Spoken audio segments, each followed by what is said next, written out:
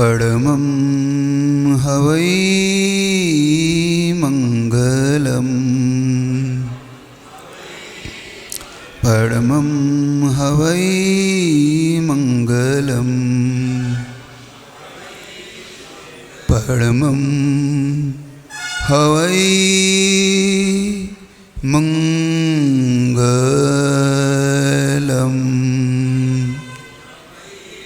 नमः समय साराय स्वानुभूत्या चकाशते चिस्वभावाय भावाय सर्वभावान्तरच्छिदे। देवादिदेव अतिशयकारी चिंतामणि पार्श्वनाथ भगवान की, जगत पूज आचार्य भगवान गुरुवर विद्यासागर जी महाराज की।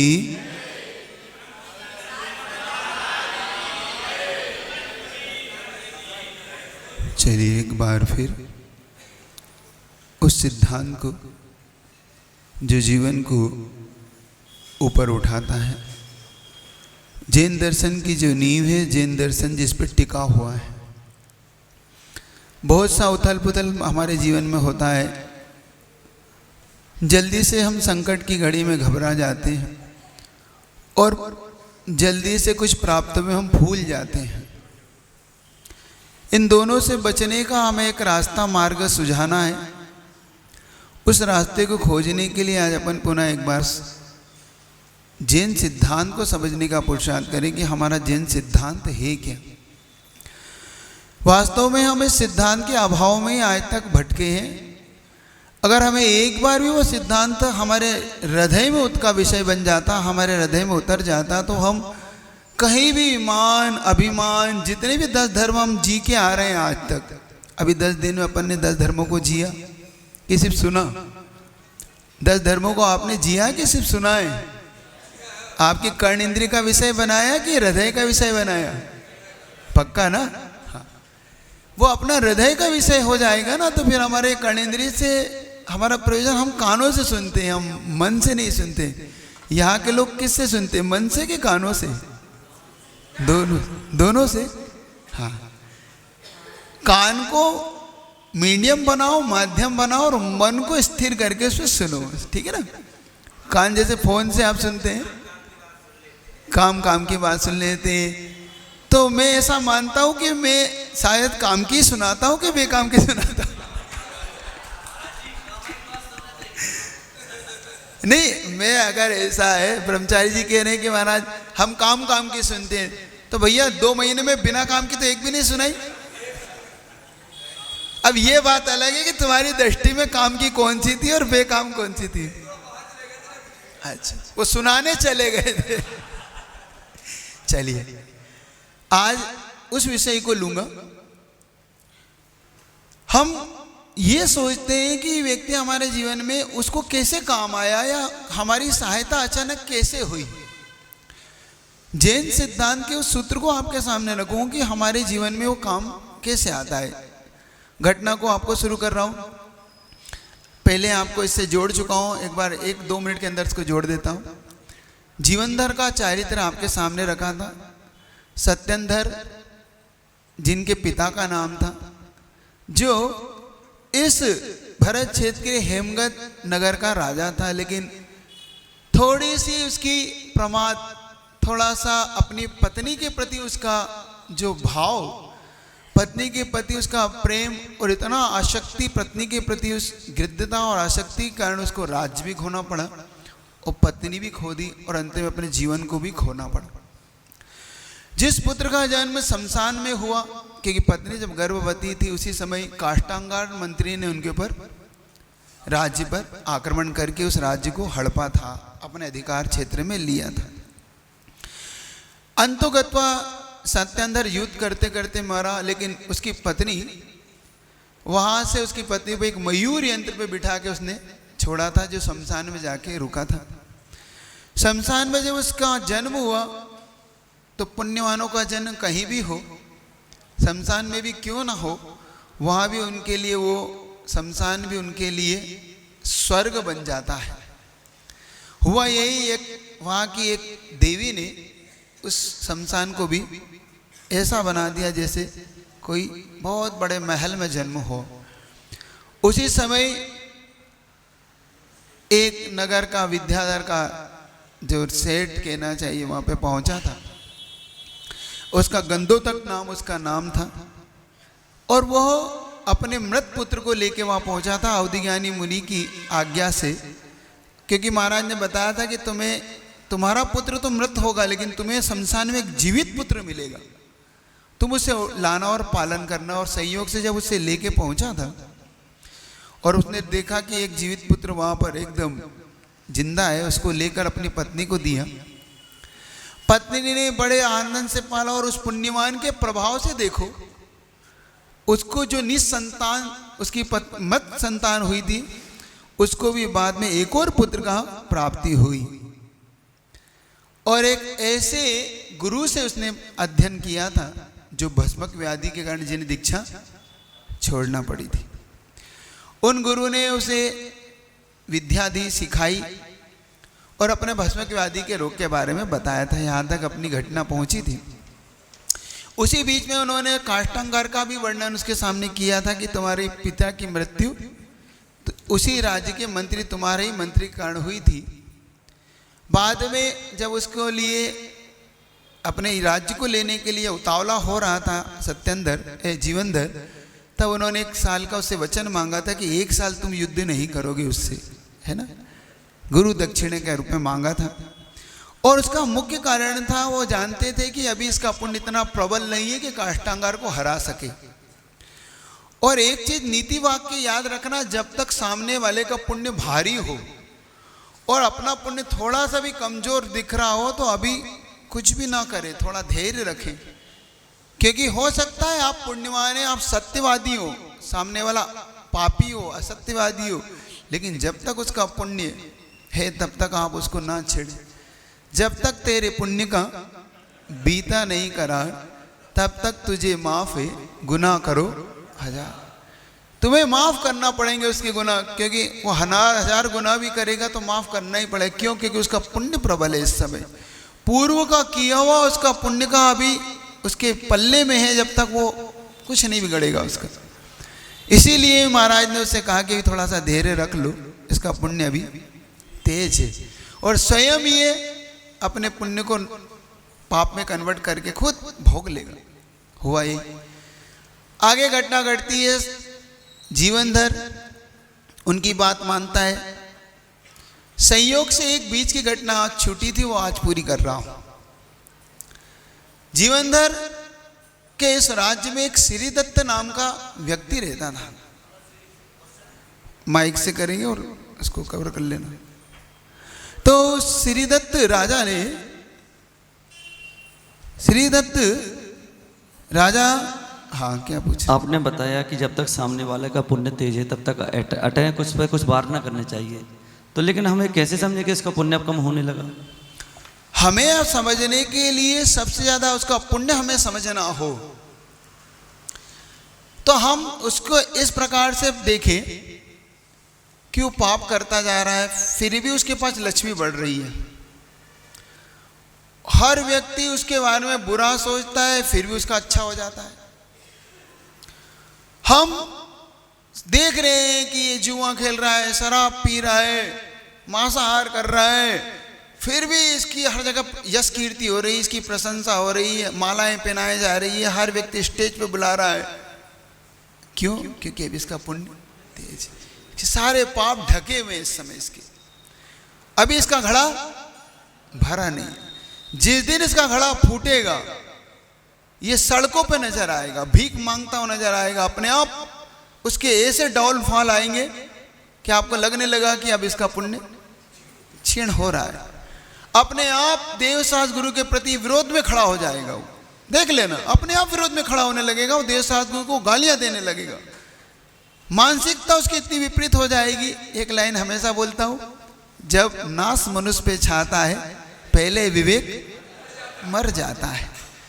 अपने आप उसका विवेक मरने लगेगा और ऐसे काम करने लगेगा जैसे शिशुपाल और कृष्ण की घटना आती है ना। शिशुपाल 100 गलती का वरदान दिया कृष्ण ने कि जाओ शिशुपाल को मैं, क्यों? क्योंकि उसकी माँ ने उससे वरदान मांगा कि देख तेरा ये भाई है, इसकी मौसी का या किसी बुआ का लड़का था, बुआ का लड़का था। तो उसने कहा था देख कृष्ण तुम मारना नहीं शिशुपाल को। तो उसने कहा बुआ जाओ वरदान देता हूँ, 100 गलतियां माफ करूंगा इसकी, लेकिन 101 माफ नहीं होगी। होता है ऐसे ही, तुम समझ लो पुण्य को कृष्ण समझ लो और पाप शिशुपाल समझ लो। पुण्य पाप को तब तक माफ करता है कि जब तक 100 ना हो जाए। तू 100 कर ले बस, जिस दिन 100 हो जाएगी मैं तुझे, सो जाएगा इस धरती पे, जागेगा नहीं। बस इतना ही चाहता हूँ। और किसी को पूछना है कुछ? हाँ नमस्ते महर्षि। महर्षि दूसरे का तो पुण्य अपने देख लिया कैसा है, लेकिन अपना पुण्य प्रबल है कि क्षीण है उसका पता लगाने के लिए, क्योंकि कर्मोदय तो किसी भी क्षण परिवर्तित हो सकता है कि आज अभी हमारा पाप कर्मोदय चल रहा है, लेकिन पता चला कि 10 मिनट हमारा पुण्य कर्मोदय आ सकता है। तो वो कैसे पता लगाएंगे और फिर हम कैसे कार्य करेंगे? हमारे जीवन में 2 चीजें, पुण्य में हमें हर वस्तु सरल और सहज होने लगेगी, पाप के अंदर हर वस्तु में दुर्लभ होने लगेगी। जैसे एक सैंपल, एक उदाहरण दे देता हूं। आप दुकान पे बैठे हो, पड़ोसी की भी वही दुकान है, आपकी वही दुकान है। तुम्हारा पुण्य होगा तो पड़ोसी कितनी आवाज लगा रहा होगा, वो ग्राहक सीधा चल के तुम्हारी डेली पहुंचता है। कितना ही पड़ोसी आवाज लगाए, सस्ता दूंगा, उधार ले जा, 2 महीने बाद दे देना, मत देना, ले तो जा। और वो तुम्हारी हर शर्त पे लेगा तुमसे माल, क्योंकि तुम्हारा पुण्य, उसका पुण्य है ही नहीं, रोकता ही नहीं। एक बहुत अच्छा उदाहरण देता हूं, एक जीवंत उदाहरण दे रहा हूं। हम लोग नागपुर में थे, रामटेक में गुरुदेव के साथ चातुर्मास किया और हम लोग नागपुर पहुंचे। वहां पे एक पटेल साहब करके व्यक्ति हैं, 10 प्रतिमाधारी हैं, क्योंकि किसी गांव से आए थे तो कभी वो पटेल रहे थे तो उनको पटेल साहब कहने लगे। पूछ लेना कभी नागपुर में परवारपुरा में रहते। उनके 2 प्रकार के उनके जीवन में दिन आए। उनके पहला दिन जब आया, जब गांव से आए तो उनका पुण्य क्षीण मानता हूं मैं, तो उन्होंने व्यापार किया कपड़े का और इतना व्यापार घाटा हुआ कि वो बिल्कुल दुकान बैठ गई उनकी। उनके मन में ना जाने क्या बात आई कि अब छोड़ो छाड़ो क्या है, कोई दुकान नहीं चल रही। तो उन्होंने पूरी दुकान का माल समेटा, बेचा बाचा और 1 लाख रुपया उन्हें उससे मिला। उस समय उन्होंने मुझे ये बात बताई थी उनके। तो उन्होंने जब मुझे ये बात बताई तो उन्होंने बताया कि महाराज हमने 1 लाख रुपये का समेटा, और मेरे मन में आ जाए कि अब जब लोग ही खा गए तो इस मैं मंदिर में दूंगा, मैं नहीं रखूंगा अपने पास। वो 1 लाख रुपया उसने उठा के दान में कर दिया, सारा का सारा। छोड़ो छाड़ो, जब लोग भी खा गए तो ये पैसा भी मैं अपने लिए क्यों, जब मेरा है ही नहीं ऐसा मान के मैंने दान। और महाराज बस उस दिन से ना जाने क्यों मेरा दिन बदल गया। अब बताता हूं उनकी दुकान की कंडीशन। परवारपुरा में जाना, उनका 3 मंजिल मकान है, 3 से 4 मंजिल मकान है उनका। नीचे वाले जहां लोग दुकान डालते हैं वहां उन्होंने गाय बांध रखी है। दूसरी मंजिल पे उन्होंने ऑफिस कर रखा है, जहां पे वो ग्राहक से अपनी डीलिंग करते हैं। उनकी दुकान की कंडीशन ये है, कपड़े का उनका बहुत बड़ा काम है, वो अपनी कंडीशन पे ग्राहक को देते हैं। भाई 15 दिन पहले ग्राहक को कहते हैं कि ऑर्डर 15 दिन पहले दे देना, मैं 15 दिन बाद आपका ऑर्डर नहीं लूंगा। पैसा 5 दिन पहले पहुंचा देना मुझे, तो मैं आपका ऑर्डर स्वीकार करूंगा, नहीं तो आपका ऑर्डर मैं कैंसिल कर दूंगा। दिन ना उनका कंडीशन। और मेरी कंडीशन में आपको, अगर आप मेरे से ले रहे हो तो इतने दिन में आपको वापस देना होगा। नगद का काम मैं करता हूं, मैं उधार का काम नहीं करता। उसके बाद ग्राहक लाइन लगा के उससे लेता है। दूसरी बात, ग्राहक से कह रखा है कि जिस दिन तुम आओ उससे 3 दिन पहले मुझे फोन करना। आप आ जाओगे अचानक तो मैं आपको माल नहीं दूंगा। इतनी कंडीशन से कोई माल बेच सकता है? ये वही बेच सकता है जो पुण्य आत्मा होता है, वो पाप आत्मा ये पाप नहीं बेच सकता। और पड़ोसी जिसने, एक बात और मैं बता दूं तो तुम्हें अंदाजा इससे लग जाएगा कि एक व्यक्ति मेरे पास रामटेक में बैठा, महाराज ये व्यक्ति का पुण्य कैसा है महाराज, मेरे से उसने प्रश्न किया। मैंने क्या हो गया, मैं ग्राहक से कह रहा हूं मुझे 1 महीने बाद देना, उससे 2% कम में देना। भाई तेरे से 2%, अच्छा उसकी कंडीशन में 2% ज्यादा लेता हूं, के लेता है वो कि मैं लोगों से 2% ज्यादा लेता हूं, तुम्हारी इच्छा हो तो लो, नहीं हो तो नहीं। अब मैं भी आश्चर्यचकित रहेगा कि ऐसी कौन सी बात है भाई। तो मैंने उसको ही बुलाया कि भाई तू ही बता दे चक्कर क्या है इसका, ये बात सच है। उसने कहा हाँ। उसके लड़के ने पूरा, उनके लड़कों ने संभाल लिया। अब तो उन्होंने 10 प्रतिमा ले ली और 6 रट के रस के त्यागी होके घर में रहते वो 10 प्रतिमाओं के साथ आजीवन 6 रस का त्याग किया उन्होंने, और हरि का आजीवन त्याग है।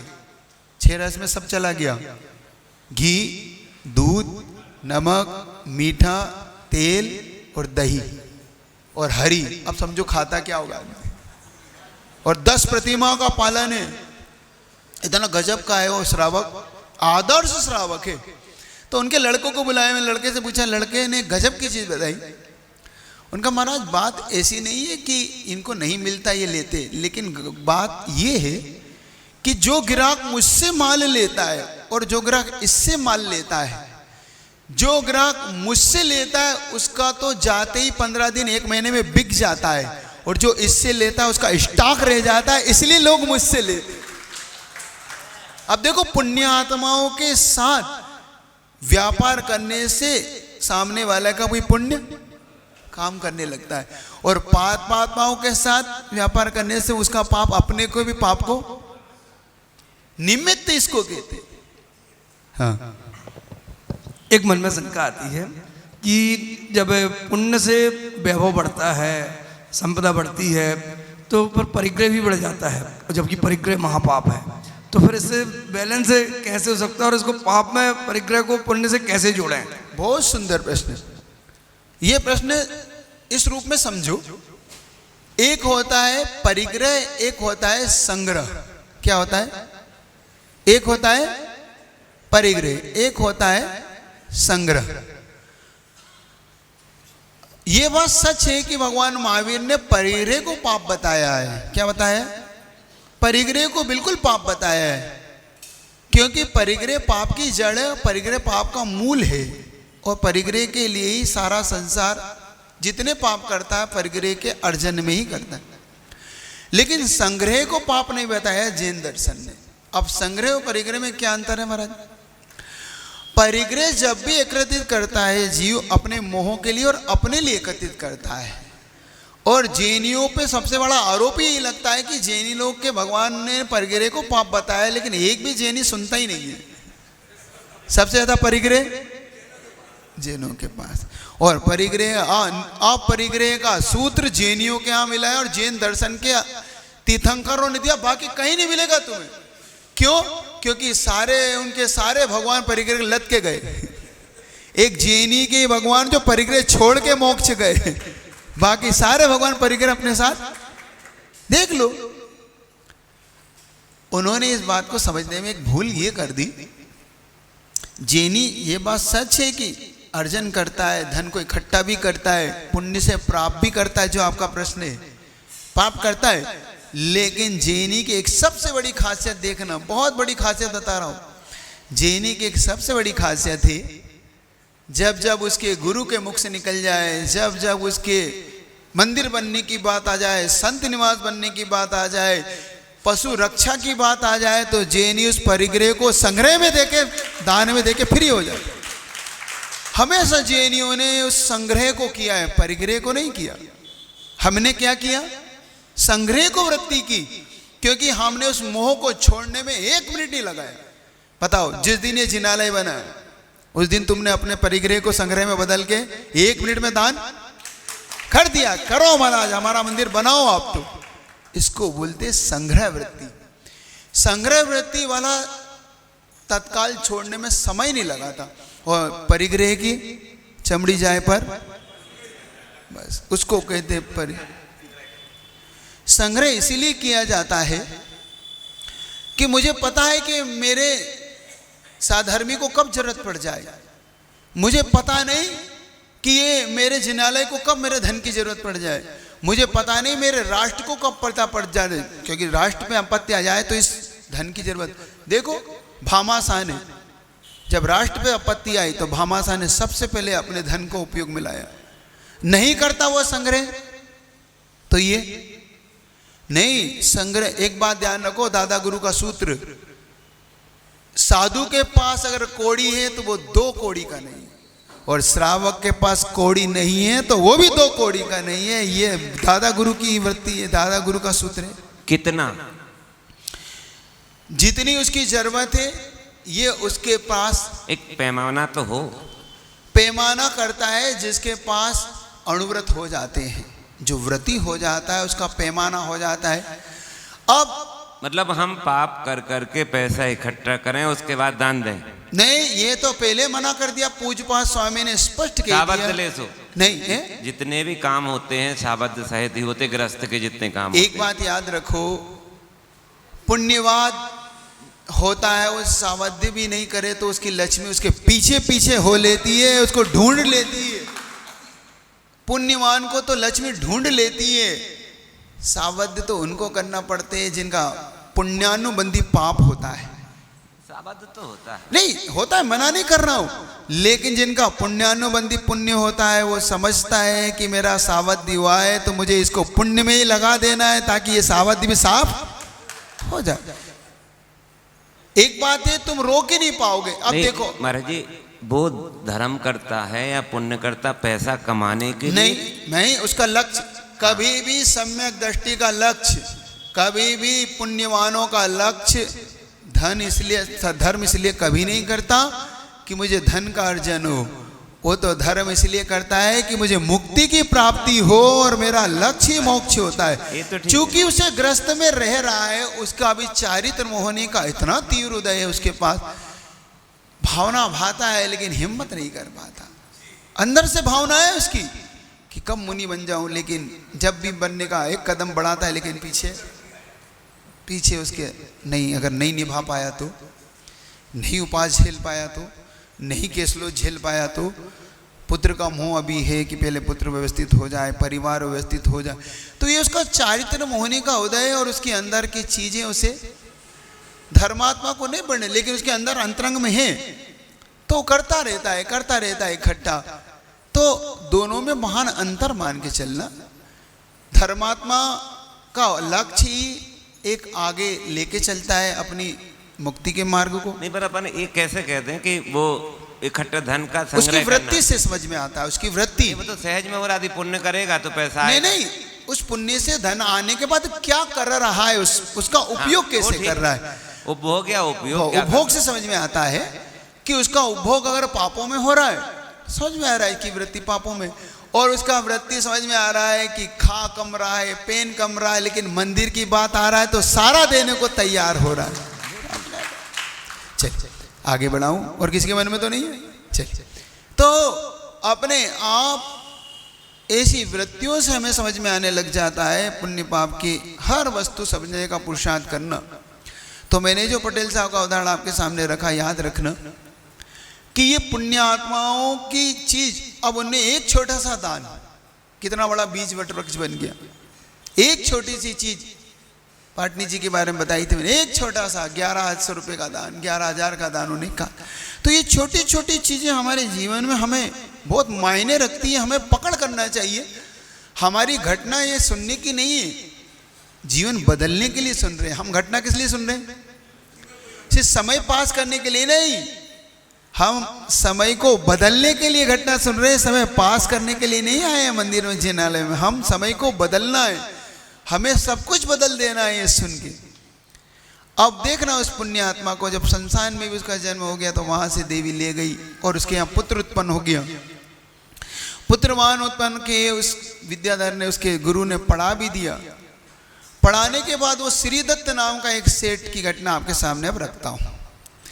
अब वो श्रीदत्त सेठ ने अपने व्यापार को बढ़ाने के लिए, अपने आगे के जीवन को व्यवस्थित करने के लिए अपने परिवार से कहा कि देखो मैं व्यापार करने के लिए मुझे विदेश जाना पड़ेगा, क्योंकि देखो यहाँ अपने को इतना धन अर्जन नहीं होता है और मैं चाहता हूँ कि कुछ अपने जीवन को और अच्छा बनाने के लिए मैं जाऊँ, क्योंकि पुरुषार्थहीन व्यक्ति को कभी भी वस्तुएं सुलभ नहीं होती।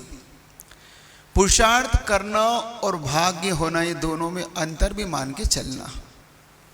भाग्य है लेकिन पुरुषार्थ नहीं करोगे तो वो भाग्य भी तुम्हारा साथ छोड़ देता है। धीरे धीरे उसने अपने पुरुषार्थ को लेके चला और पहुंच गया। उसने खूब अच्छा व्यापार किया, खूब धन एकत्रित किया। वो धन लेके पुनः लौट रहा था। अचानक उस समुद्र के रास्ते से, जहाज से जिस रास्ते से वो लौट रहा था, उसी रास्ते में उस समुद्र में अचानक से तूफान आने लगा।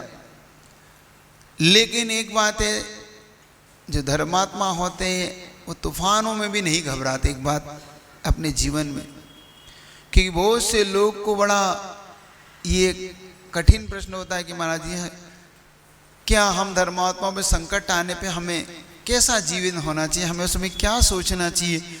लगता है कभी कभी धर्म पे हमें शंका उत्पन्न होने लग जाती है। कभी कभी लगने लगता है कि हमारा इतना धर्म किया हमें कोई काम आता ही नहीं।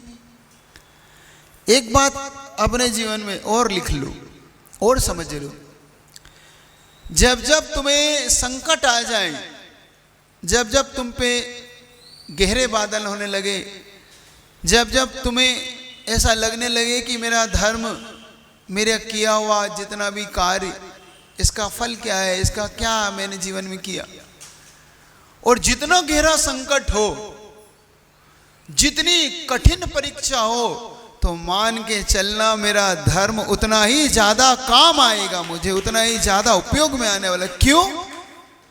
क्योंकि परीक्षा किसकी होती है, बस इतना बता दो। परीक्षा सती की होती है कि व्यभिचारिणी की होती है? बस पूछना चाहता, परीक्षा किसकी होती है? सती की। अरे जिसने कोई पाला ही नहीं है, जिसका कोई है ही नहीं, उसकी क्या परीक्षा? परीक्षा तो उनकी होती है जो सती होती है, जिसने कुछ जीवन में कुछ किया है, जीवन में कुछ उपलब्धि पाई है, जिसने धर्म। तो धर्मात्माओं को डरना नहीं है, धर्मात्माओं की परीक्षा होती है, होने दो। जितनी गहरी परीक्षा उतना गहरा रिजल्ट है ना। एक कहावत आती है, नो रिस्क नो गेन, होता है ना, व्यापार में चलता है, no risk no gain, more risk more gain. आप जितनी बड़ी रिस्क उठाते हो उतना ज्यादा प्रॉफिट पाते हो। रिस्क उठाना सीखो। ऐसे ही धर्म में भी डरो नहीं, मत डरो इन कर्मों से, क्योंकि कर्म भी अपने आप आपको देगा, आपकी परीक्षा लेगा। और ले रहा है तो समझना मैं सच्चा धर्म कर रहा हूं, क्योंकि मेरी परीक्षा हो रही है। मैं सच्चा धर्म मेरा है, मेरा धर्म सच्चा है, मैं सच्चा हूं, इसलिए मेरी परीक्षा भी हो रही। परीक्षा हुई श्री दत्त सेठ ने, और देखो उसने बिल्कुल पैसेंस नहीं खोया। हम होते तो ना जाने क्या क्या सोचने लग जाते। श्री दत्त सोच रहा है, संबोधित कर रहा है लोग जो घबरा रहे हैं उस जहाज में बैठे लोग, क्या होगा हमारे साथ, क्यों हो रहा है। श्री दत्त कहता कुछ मत घबराओ, जो होना है वो होनार होगा, लेकिन हमें अब घबराने से कुछ नहीं होगा। बस अब एक ही है, पंच परमेष्टि का स्मरण करो, पंच परमेष्टि पे आस्था लाओ, ध्यान करो अपने किए हुए, बस धर्म का ध्यान करो। धर्म साथी है, धर्म को छोड़ना नहीं। जो होगा वो होगा, चाहे हम डूब के मर जाएं, चाहे हम तैर के निकल जाएं। जहाज डूबने लगा, संयोग की बात, डूबते जहाज पे एक देव आया, और देव का रूप वो कौन था? वो विद्याधर था। वो देव बन के आया, मतलब भाग्य बन के आया उसका। वो विद्याधर आया, उसको लेके अपने विद्याधर नगरी में पहुंचा और से क्षमा मांगता हुआ कहता है, हे श्री दत्त, मैं क्षमा चाहता हूं, ये सब मेरा किया हुआ था विद्या के माध्यम से। वास्तव में तुम्हारा जहाज डूबा नहीं है, सब कुछ सुरक्षित है, लेकिन बस तुम्हें मैं देखना चाहता था कि तुम धर्म में कितने दृढ़ हो। और मेरे स्वामी ने मुझे एक कार्य सौंपा है। मैं विद्याधरों का, राजाओं का किंकर हूं। उन्होंने मुझे कार्य सौंपा था कि एक उनकी पुत्री है, उनकी पुत्री का विवाह हमें करना है, लेकिन उस पुत्री की विवाह को निमित्त ज्ञानी ने बताया है कि जो इसको वीणा वादन में जीत लेगा, क्योंकि उसे वीणा वादन का इतना ज्ञान है, जो वीणा समझते हैं ना, जो वीणा को बजाने का अब निमित्त ज्ञानी ने बताया है और उसके लिए तुम्हें चुना है कि जो श्रीदत्त सेठ इस स्वयंवर को रचाए और श्रीदत्त सेठ इस पूरे कार्य को संभाले। श्रीदत्त ने एक अपने विद्याधर से उस नगरी को बचवाया और संयोग से उसने वहां पे घोषणा करा दी कि ये पुत्री मेरी है और इसको जो वीणा वादन में जीत लेगा वो उसको मैं दे दूंगा। इधर सत्यंधर का पुत्र जीवनधर उस राज्य से जब घूमने के निकला, अब देखो उसके जीवन में कितना बड़ा काम, एक बहुत बड़ा सिद्धांत आपको देने जा रहा हूं आज, इसको समझ लो। वो जा रहा था, संयोग की बात थी, उस जीवनधर के ने एक ऐसा कार्य देखा कि कुछ लोग यज्ञ की सामग्री लेके बैठे हुए थे और उस यज्ञ की सामग्री में कुछ भोजन की सामग्री रखी हुई थी, कुछ खाद्य पदार्थ रखा हुआ था और वो लोग स्नान करने के लिए नदी में उतरे और इतने में एक कुत्ते ने उस सामग्री को झूठा कर दिया, खा लिया, भूखा था।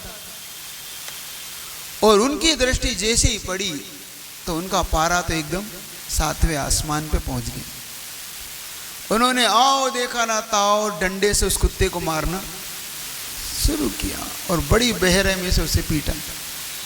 जीवनधर जैसे ही वहां पहुंचा तो अर्धमृतक उस कुत्ते को देखा और उसके मन में इतनी दया आई कि उस मरते हुए उस कुत्ते को उन्होंने नमकार मंत्र सुनाना शुरू कर दिया।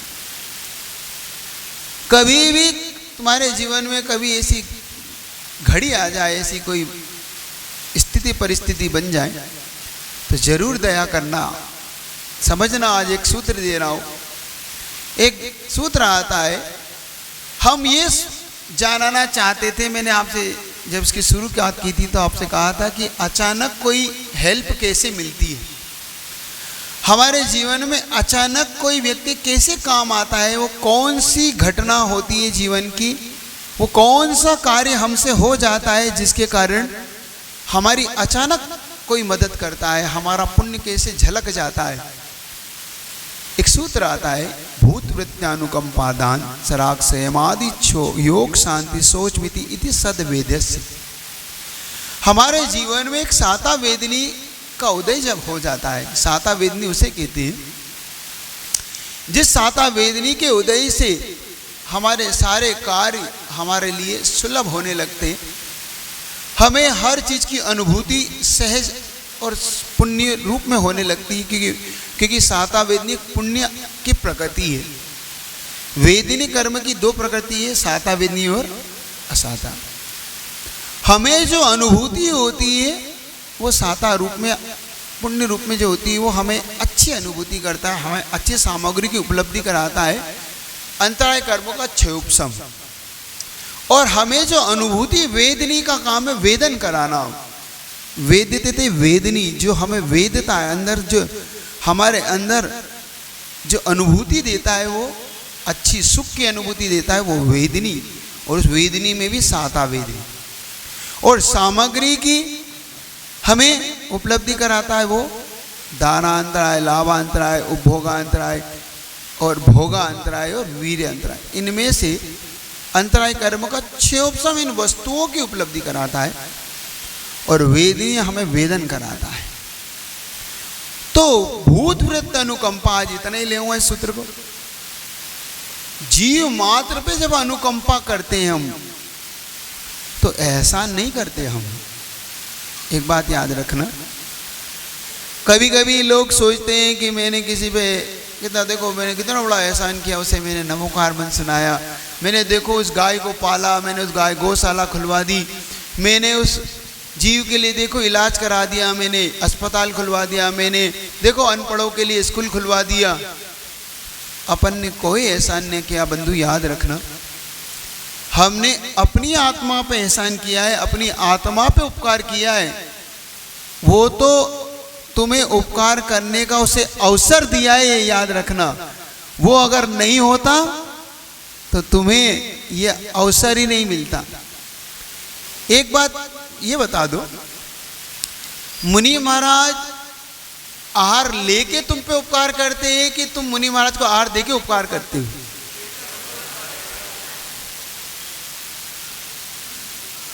याद कर लो, तुम्हारा धन तो पहले भी था, सब कुछ पड़ा हुआ था तुम्हारे पास, कोई आटा नहीं था, दाल नहीं था, ऐसी कोई बात नहीं, सब था, मकान भी था, सब कुछ था, शुद्ध भोजन भी था, बनाते भी थे, लेकिन मुनि महाराज नहीं थे तो किसको दे महाराज, कहाँ जाएं? अगर देखा जाए तो महाराज का उपकार तुम पे बहुत है, बहुत उपकार है कि वो तुम्हारे घर तक पहुंचते हैं।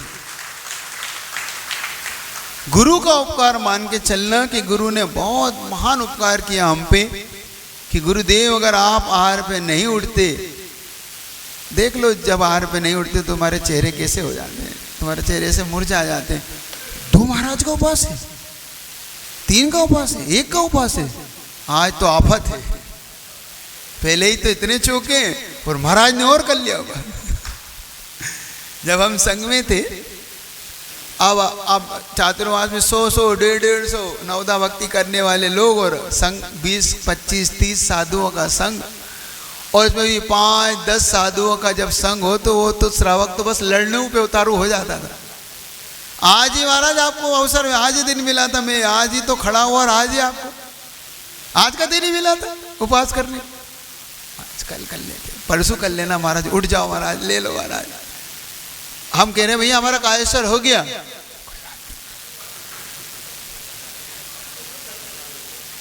चलो उसका भाव, क्योंकि जानता है कि मेरा द्रव्य किसी काम का नहीं, अगर पात्र नहीं है तो मेरा द्रव्य बेकार है। तो पात्र महत्वपूर्ण होता है, याद रखना।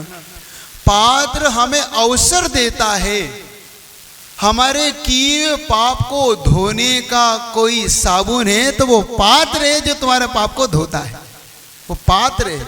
वो चाहे मूक पशु हो वो भी एक पात्र है, त्यागी व्रत हो वो भी एक पात्र है, मुनि महाराज भी एक पात्र है, आई का एक पात्र है, क्षुल्लक एलक एक पात्र है, और सम्यक दृष्टि एक पात्र है। और कोई गरीब, कोई रोगी, कोई पीड़ित, कोई अज्ञानी, ये भी एक पात्र है, वो दया के पात्र है, ये सत पात्र है। बस पात्र पात्र में अंतर। जैसे तुम्हारे यहाँ सर्फ अलग अलग प्रकार का होता है, कोई एक निरमा होता है, कोई व्हील होता है, कोई एक्सल होता है, कोई अलग अलग होते हैं। जो आप फास्ट एकदम, बर्तन का अलग होता है, कपड़े का अलग होता है, नहाने का अलग होता है ना। ऐसे ही हर पात्र भी अलग अलग होता है, हर पात्र आपके पाप को धोने का अलग अलग प्रकार का वो साबुन है, अलग अलग। मुनि महाराज वो है, वो साबुन है जिसको लगते ही सारा पाप एकदम साफ, एकदम क्लियर, एकदम साफ हो जाता है। बस यही तो, बस पात्र को याद रखना। पात्र होगा तो भूत अनुकंपा, व्रति दान। तो भूत यानी जीव मात्र पर अनुकंपा का भाव रखो। आचार्य भगवान ने इतनी गौशालाएं आपको खोल के दी, आचार्य भगवान ने इतनी सारी आपको जो ये सब चीजें दी हैं, ये एक दया का केंद्र दिया है हमारे लिए कि अपने धन का, अपनी की हुई लक्ष्मी का उपयोग करो।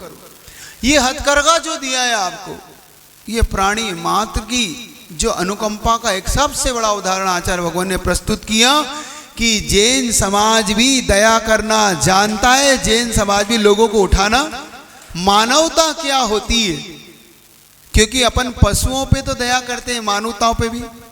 तो जैन दर्शन मानव सेवा के क्षेत्र में भी आगे है।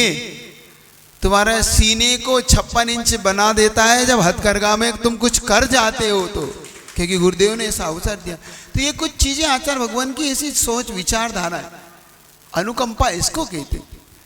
आज अनुकंपा पर याद रखना, अनुकंपा बहुत बड़ी होती है। और ये अनुकंपा हम उन पे नहीं कर रहे, पहले ही कह दिया, ये अनुकंपा हम अपने आप पर कर रहे हैं। ये आप देखना कैसे।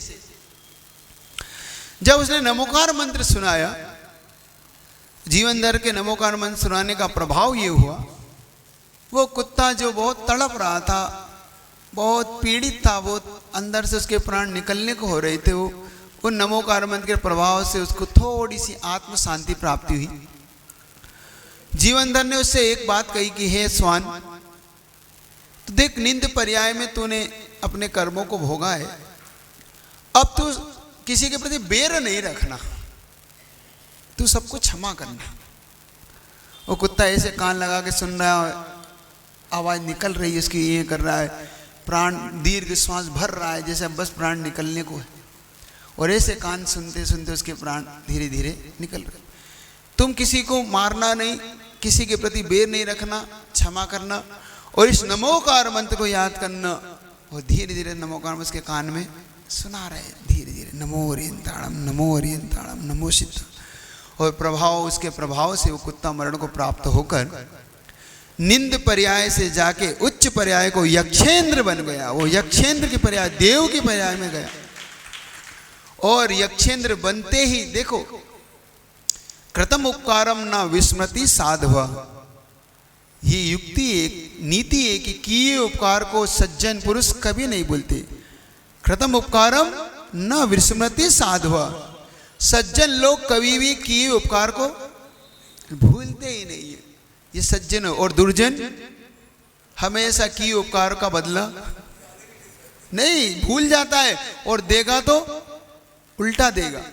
दुर्जन का स्वभाव होता है कितना ही उपकार करो उस पे, जैसे सर्प, दुर्जन का स्वभाव सर्प के भांति होता है। सर्प को कितना ही दूध पिलाओ डसेगा और विषी उगलेगा। और सज्जन का स्वभाव ठीक उस अमृत की भांति होता है कि जब जब वो उपकार को याद करेगा, अमृत के समान तुम्हारे विष को भी दूर कर देगा, तुम्हारे जीवन को उन्नत बनाएगा। ये सज्जनों का स्वभाव होता है, सज्जन पुरुष हमेशा। और यक्षेंद्र बनते ही वहां पे अंतर्मुख में उसका जन्म हुआ और उसे अवधि ज्ञान की प्राप्ति हुई। और अवधि ज्ञान की प्राप्ति होते ही वो यक्षेंद्र, क्योंकि यक्ष का इंद्र बना वो, और यक्षेंद्र को उसका आसन हिल गया कि कौन है जिसने मुझे यहाँ तक पहुँचाया, मेरी पर्याय। तो अवधि ज्ञान से देखता है मैं स्वान की पर्याय में तड़प तड़प के मर रहा हूँ, और वो जीवनधर मुझे नमोकार मंत्र सुना रहा है। बस अपने उपकारी को उसने अवधि ज्ञान से जाना, और जानकर सीधा जीवनधर के निकट पहुंचता है। जीवनधर के निकट पहुंचते ही वो सर्वप्रथम उसके चरणों में प्रणाम करता है। और जीवनधर पूछते हैं आप कौन हो? कहता है नहीं पहचाना, आप नहीं पहचान पाए मुझे? जीवनधर कहता है मैं नहीं पहचाना आपको, आप कौन है? मैं वही हूँ जो अभी कुछ घड़ी पहले आप जिसको नमोकार में सुना के आए हो, मैंने तो उस कुत्ते को सुनाया। मैं वही स्वान का जीव हूँ, मरकर आज यक्षेंद्र हुआ हूँ। आपकी कृपा से आपके उपकार को स्वीकार करता हूँ। दीजिए मुझे आज्ञा, कहिए मेरे लिए क्या सेवा है, मैं क्या कर सकता हूँ आपके लिए। आज संसार की कौन सी वस्तु मेरे लिए आज उपलब्ध नहीं है। देखो कहा मुझे एक भोजन नसीब नहीं था। देखो स्वान की पर्याय में मुझे एक कण नसीब नहीं था, एक ग्रास के लिए मुझे लोगों की मार खाना पड़ी। लेकिन धन्य व पंच परमेष्ठी, धन्य व नमोकार मंत्र जिसने मुझे आज यक्षों का भी इंद्र बना दिया। देखो नमोकार मंत्र का प्रभाव, इस नमोकार मंत्र की महिमा कितनी गाऊं आपके सामने। इस नमोकार मंत्र की महिमा समझना, इस नमोकार मंत्र को देखना जो पापी को भी कहां रखता है। धरती उत्तमे सुखे, धर्म का प्रभाव। धर्म किसे कहते हैं? जो उत्तम सुख में रखता है। जो उत्तम सुख में रखे उसे धर्म कहते हैं। जो स्वान स्वापी देवोपि जायते और देवोपि अपि स्वापी, धर्म किलविषाद। दो सूत्र दिए आचार्य संबंध स्वामी ने। धर्म के प्रभाव से स्वान भी देवता हो जाता है। और किलविष यानी पाप, पाप के प्रभाव से देवता भी कुत्ता हो जाते। स्वापी जायते देवा, देवा जायते स्वापी, धर्म किलवसात। धर्म के प्रभाव से जीवन में इस नमोकार मंत्र को बस एक ही चीज आपसे चाहता हूं, जीवन भर में इस जीवन में एक चीज याद कर लो कि इस नमोकार मंत्र को नहीं भूलना है हमें। उठते बैठते जागते सोते बस अंदर ही अंदर नमोकार मंत्र चलता रहे। कहीं भी रहो, किसी संकट की घड़ी में रहो, फ्री रहो, दुकान पे बैठो, भोजन करो, नहाओ, खाओ, पियो। हाँ महाराज बिल्कुल। तो महाराज कैसे खाएंगे, कैसे करेंगे? सूत्र याद रखो, अपने लिए दिया है आचार्यों ने, बिल्कुल सरल सूत्र दिया। अपवित्र पवित्रोपि स्तुष्टितो दिस्तुतोपि वा ध्यायेते पंच नमस्कारा पापम प्रमुच्यते। कभी भी घबराओ नहीं, नमोकार मंत्र हर स्थिति में, तुम शुद्ध हो अशुद्ध हो, किसी भी स्थिति में इस नमोकार मंत्र को हमेशा अपवित्र हो पवित्र हो ध्यायो, इस नमोकार मंत्र को हमेशा चलने दो अंदर। कैसे? दो प्रकार से मंत्र का उच्चारण होता है। एक उच्चारण होता है मुख से बोलकर, एक होता है अंदर ही अंदर उसकी जाप, जिसको बोलते ध्याना। तो अशुद्ध अवस्था में ध्याओ, जैसे खा रहे हो पी रहे हो, नमोकार मंत्र अंदर ही अंदर चलने दो, श्वासोश्वास पे बिठा लो। जिसने भी श्वासोश्वास में नमोकार मंत्र को बिठा लिया, आज लिख के रखना, उसकी अंतिम समाधि गजब की होगी। जिसने नमोकार मंत्र को श्वास पे बिठा लिया, उसकी समाधि को रोक नहीं सकता। क्यों? क्योंकि जब हम अंतिम समय में होता है कोई साधक, तो उसकी ध्वनि बंद हो जाती है, उसका हलन चलन बंद हो जाता है, शरीर सूख जाता है। क्योंकि उसका धीरे धीरे जब वो प्राण छूटने लगते हैं तो संलेखना लेता है, तो सब त्याग होता है। त्याग करते करते शरीर ऐसा हड्डी हड्डी दिखेगी तुम्हें। मैंने ऐसे लोगों को देखा ऐसे हटपुट, लेकिन जब उनकी समाधि संलेखना तो सीमेंट के ऐसे हो गए, बिल्कुल प्लेन हो गए, पहचान ही नहीं पा रहे कि ये वो व्यक्ति था जो कभी ऐसा दिखता था। 100 किलो वाला ऐसा 30-20 किलो का रह गया, सूख सूख के ऐसा हो गया, चमड़ी चिपक गई, गर्दन छाती पीठ एक हो गई, पेट और पीठ एक हो गई उसकी।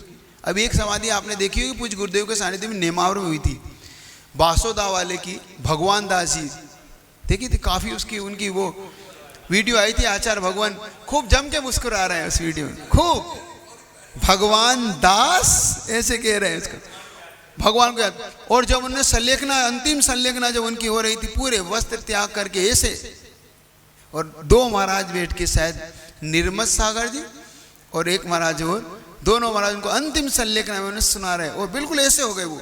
उनका शरीर ऐसा था गजब का, क्योंकि मैंने उनको बहुत ब्रह्मचारिस्ता में उनको, जब मैं था 2001-2 में मैं नेमार में उनको देखा, अच्छा पुष्ट 6-6.5 फीट की हाइट थी उनकी, काफ़ी अच्छा थे।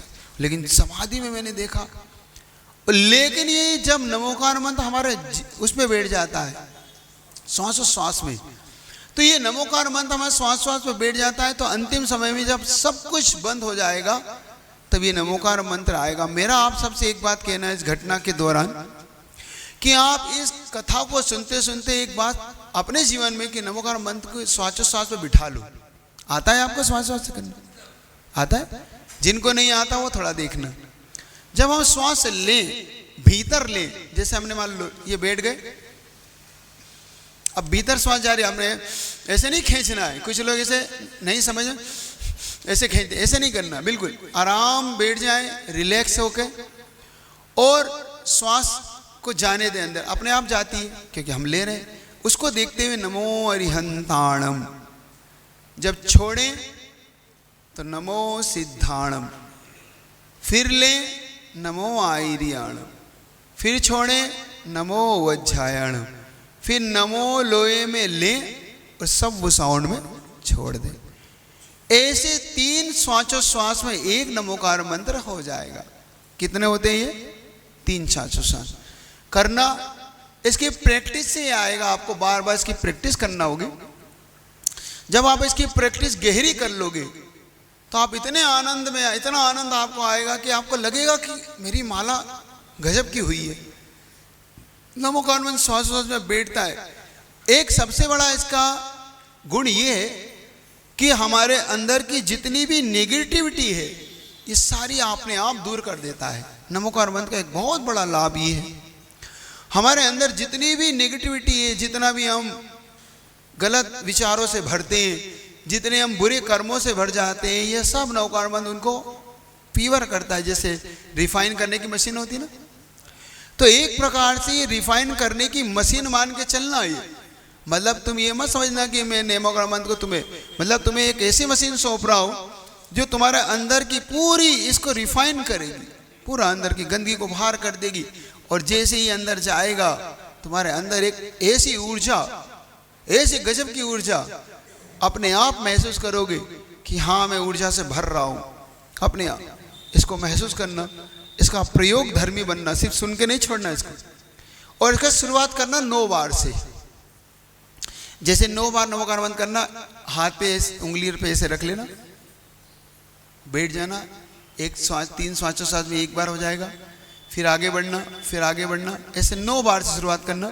धीरे धीरे 18 बार, 36 बार और 108 माला करना, बिल्कुल शांति से, बिल्कुल धैर्य से, बहुत जल्दीबाजी नहीं करना। ये इतना गहरा बैठ जाएगा कि तुम्हें लगेगा कि महाराज ऐसा लगता है कि मैं तो बोलते ही रहता हूँ, जैसे नमोकार मंत्र में हमेशा मेरे दिमाग में रहता है। तो देखो इससे कितने लाभ होंगे हमें। एक तो हम पाप भावों से बच जाएंगे, दूसरा हमारा ये नमोकार मंत्र हमारा साथी हो जाएगा। ऐसा साथी हो जाएगा जैसे गाय बछड़े का होता ना, बछड़ा हमेशा गाय के पीछे पीछे कैसा घूमता रहता है, ऐसे नमोकार मंत्र हमारा हमेशा का सच्चा साथी।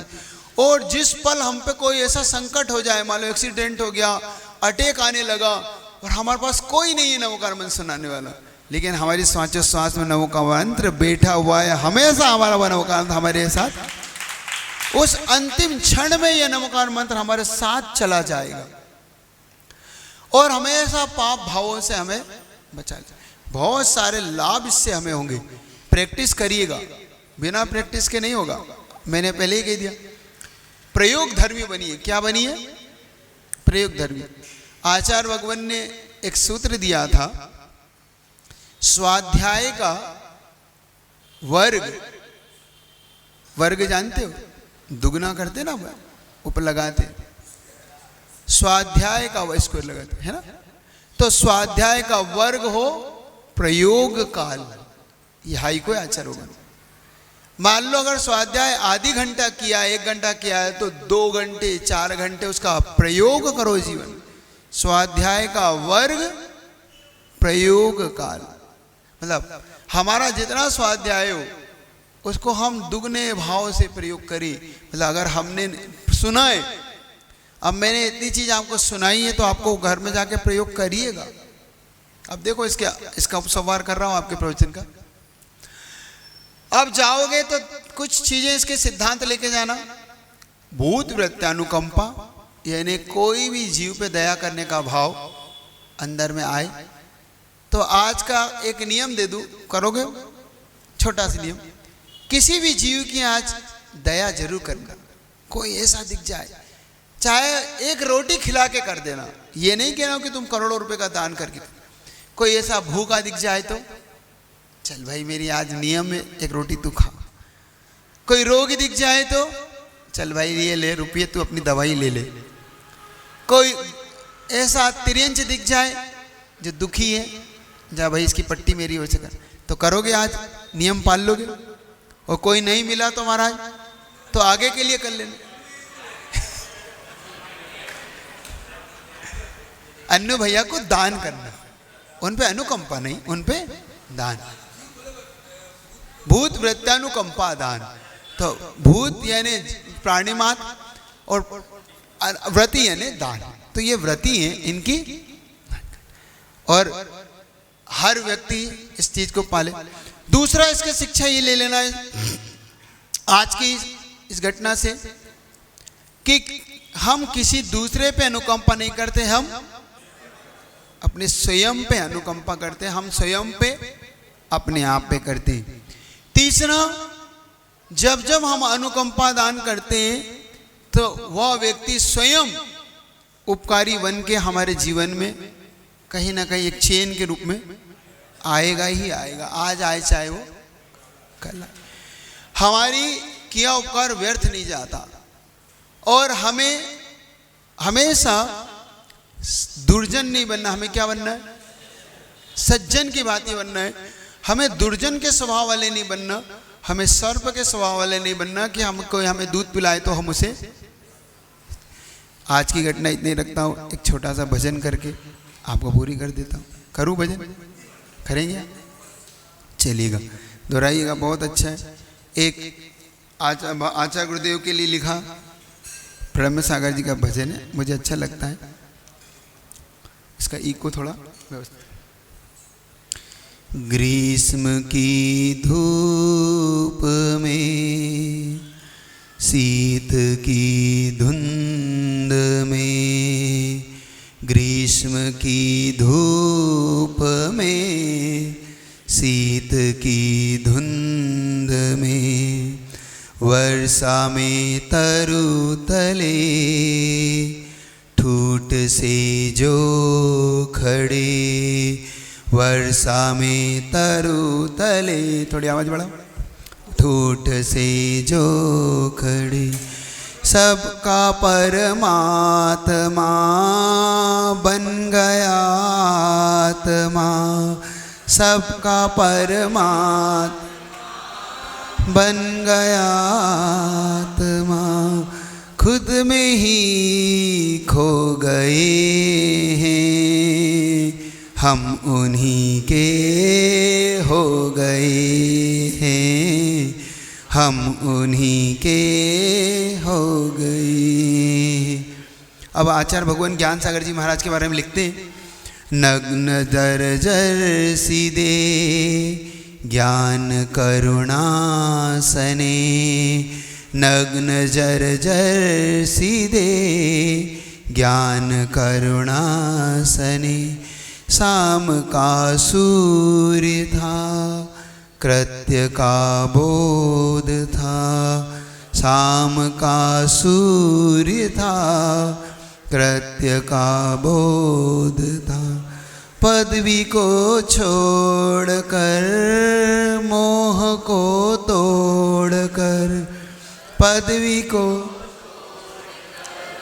मोह को तोड़कर, देव जाला जगत से गए हैं, हम उन्हीं के हो गए हैं, हम उन्हीं के। ज्ञान रवि की तपन विद्याधर का वदन, ज्ञान रवि की तपन विद्याधर का, विद्या ज्योति जली जग की प्रज्ञा जगी, विद्या ज्योति जली जग की प्रज्ञा, शिष्य को गुरु बना ज्ञान देकर घना, शिष्य को ज्ञान दे। गजब का चरण है, इस चरण को समझना। देह को बस बदल जो गए हैं, हम उन्हीं के हो गए हैं, हम उन्हीं के हो। बस ज्ञान सागर जी ने देह बदली है। ज्ञान सागर जी आज भी विद्यासागर जी के अंदर जीवित है, वो जिनने देह बदली है, वो गए नहीं है। गजब की कवि ने बहुत गजब की तुलना की। मेरे गुरु हैं महा इंसा जग में कहाँ, मेरे गुरु हैं पाया जब से दरस हुआ सम्यक दरस, पाया जब से दरस हुआ सम हो समाधि मरण, फिर मिले गुरु चरण, हो समाधि। एक यही कामना कर चले हैं, हम उन्हीं के हो गए हैं, हम उन्हीं के। ग्रीष्म की धूप में, शीत की धुंध में, वर्षा में तरु तले ठूठ से जो खड़े, सबका परमात्मा बन गया आत्मा, सबका परमात्मा बन गया, खुद में ही खो गए हैं, हम उन्हीं के हो गए हैं, हम उन्हीं के